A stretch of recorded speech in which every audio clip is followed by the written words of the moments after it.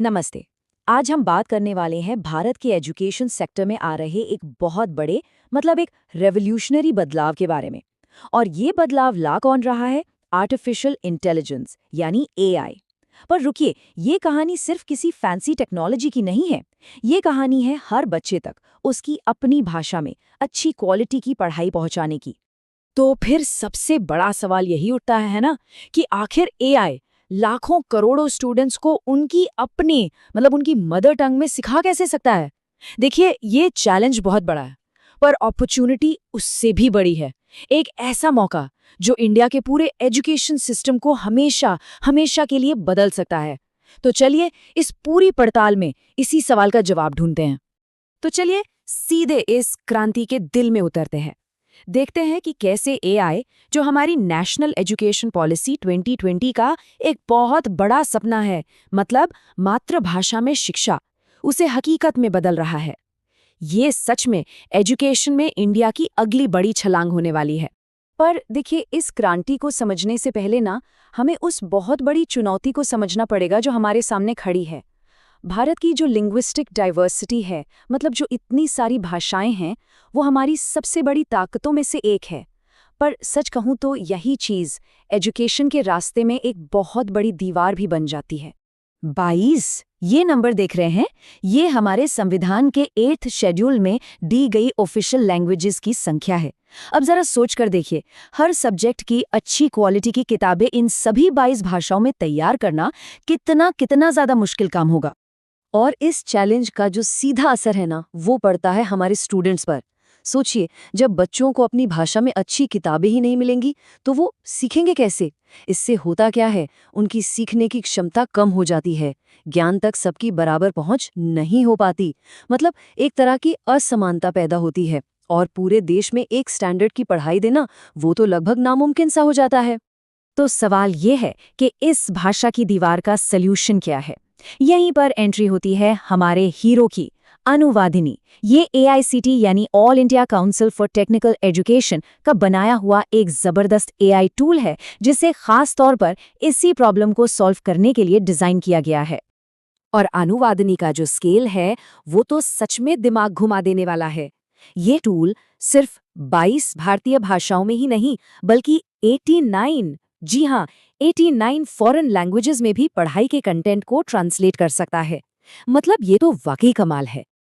अच्छा, तो आप सोच रहे होंगे कि ये गूगल ट्रांसलेट जैसे दूसरे टूल्स से अलग कैसे है? बहुत बड़ा फर्क है।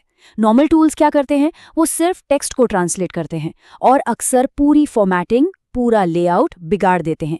लेकिन अनुवादिनी ये पूरी की पूरी किताब का लेआउट, उसके ग्राफिक्स, टेबल्स, सब कुछ जस का तस बनाए रखता है, और यही इसका असली जादू है। और ये जो लाइन है ये पूरी कहानी बयां कर देती है। ये दुनिया का इकलौता ऐसा टूल है जो एक पूरी किताब को उसकी फॉर्मेटिंग के साथ ट्रांसलेट कर सकता है। देखिए, सिर्फ शब्दों का अनुवाद तो बहुत सारे टूल्स कर देते हैं, लेकिन पूरी की पूरी किताब को एक भाषा से दूसरी भाषा में ट्रांसफॉर्म कर देना वो सिर्फ अनुवादिनी ही कर सकता है। यही इसे गेम चेंजर बनाता है। और ऐसा नहीं है कि इसका फायदा सिर्फ स्कूल की किताबों तक ही सीमित है। नहीं, अनुवादिनी का इस्तेमाल हायर एजुकेशन में, टेक्निकल एजुकेशन में और यहाँ तक कि स्किल एजुकेशन में भी हो रहा है। पढ़ाई का कोई भी लेवल हो, अनुवादिनी वहाँ मदद के लिए मौजूद है। लेकिन कहानी सिर्फ एक कमाल के ट्रांसलेशन टूल पर खत्म नहीं होती। ये तो बस शुरुआत है। ये एक बहुत बड़ी नेशनल स्ट्रैटेजी का हिस्सा है, जिसका मकसद है एजुकेशन के लिए एक पूरा का पूरा एआई इकोसिस्टम तैयार करना।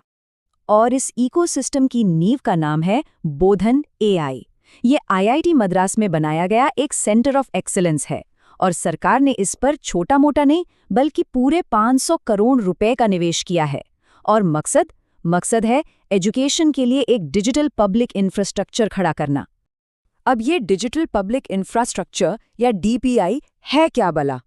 कंफ्यूज मत होइए, इसे समझने का सबसे आसान तरीका है यूपीआई। सोचिए, यूपीआई ने क्या किया? उसने पेमेंट्स के लिए एक बेस बना दिया, एक प्लेटफॉर्म दे दिया, और उसी के ऊपर फिर फोन पे, गूगल पे जैसे न जाने कितने इनोवेशंस खड़े हो गए। बिल्कुल वैसे ही बोधन एआई एजुकेशन के लिए वो बेस बनेगा, वो प्लेटफॉर्म बनेगा जिसके ऊपर एडटेक के नए नए इनोवेशंस फल फूल सकेंगे। तो हमने टूल की बात कर ली, इकोसिस्टम की बात कर ली। अब देखते हैं कि ये जो एआई फर्स्ट अप्रोच है, ये हमारी अगली पीढ़ी के लिए मतलब बच्चों के स्कूल के सिलेबस में कैसे शामिल की जा रही है।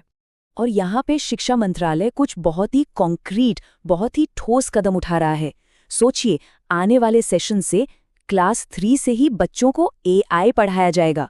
इसके साथ ही भारतीय भाषा पुस्तक योजना भी लॉन्च की गई है। इसके तहत स्कूल और हायर एजुकेशन की किताबें सभी भारतीय भाषाओं में डिजिटल फॉर्म में अवेलेबल होंगी। तो जब हम इन सब चीज़ों को अनुवादनी, बोधन एआई, नया करिकुलम, इन सब को एक साथ जोड़कर देखते हैं तो मन में एक बहुत बड़ा सवाल आता है, क्या ये एजुकेशन के लिए भारत का अपना यूपीआई मूवमेंट हो सकता है? और सबसे ज़रूरी बात ये है कि ये सिर्फ एजुकेशन तक ही सीमित नहीं है। ये एक बहुत बड़े नेशनल विजन का हिस्सा है, जिसमें टेक्नोलॉजी का इस्तेमाल करके सिर्फ एजुकेशन ही नहीं बल्कि एग्रीकल्चर और हेल्थ केयर जैसे बड़े सेक्टर्स को भी पावरफुल बनाना है, ताकि हर इंसान का एक होलिस्टिक मतलब एक ओवरऑल डेवलपमेंट हो सके। तो हम अपने इस पड़ताल को इसी एक बड़े सवाल के साथ खत्म करते हैं। जिस तरह यूपीआई ने पेमेंट्स में क्रांति ला दी, क्या उसी तरह एजुकेशन भारत की अगली डिजिटल क्रांति बनने जा रहा है? इस एआई ड्रिवन ट्रांसफॉर्मेशन में जो संभावनाएं हैं वो तो अपार हैं, और ये देखना बहुत दिलचस्प होगा कि ये भारत के भविष्य को आखिर क्या शक्ल देता है।